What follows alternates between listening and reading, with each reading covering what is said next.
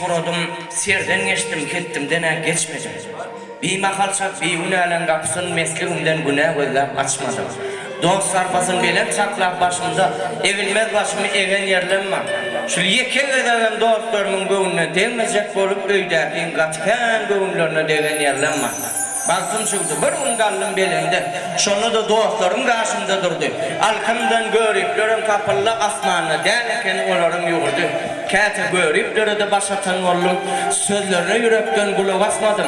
Olar bilen gar bassamam müngedep, yeke verip dostlarımın depetinden basmadım diye. Canı sağ olsun yiğitler, başınız dik gördüm, işlerine açık gördüm. Oğul yaşı uzak gördüm. Seninle var ıhlasım, kalbim yüreğim. Seninle var ıhlasım, kalbim yüreğim. Baştan nefrim kitravarım, dostum sen. Sevgiler asanlar sayım çöreğim. Kısmının yâreyle gülün, dostum sen.